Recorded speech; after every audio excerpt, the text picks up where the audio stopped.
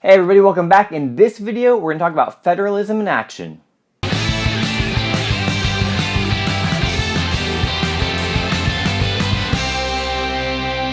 Alright, so we're going to discuss some advantages and disadvantages to having a federal system.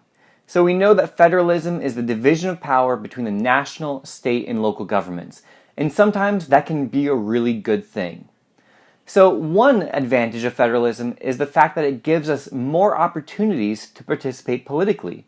There are multiple access points for political participation. So what this means is that you can vote for many different positions in local government, state governments, and national government. So again, people have more opportunity to try to influence policy.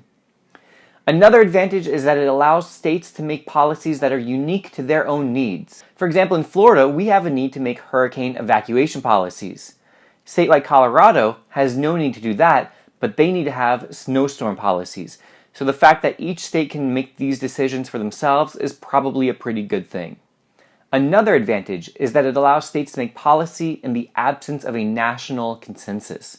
So on an issue that is kind of undecided, or where some people have one answer and other people in other states have a different answer, each state can choose to do their own thing.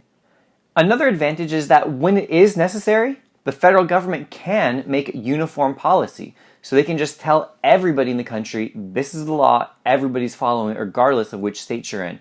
And sometimes for things like foreign policy, that can be particularly helpful. And the fifth advantage is that states can serve as laboratories of democracy. A laboratory of democracy is the idea that each state can kind of experiment by making their own policies. And the other states and the national government can sit back and observe how that works out in the other state that's trying the particular policy.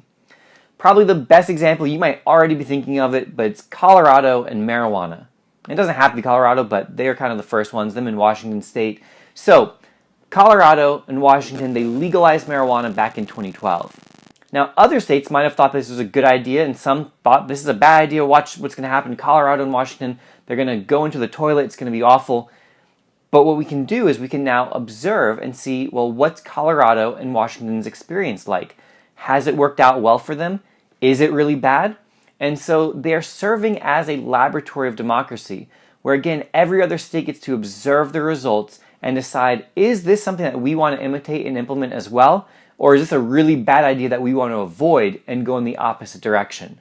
But did you know that before Obamacare, there was something in the state of Massachusetts sometimes known as Romneycare?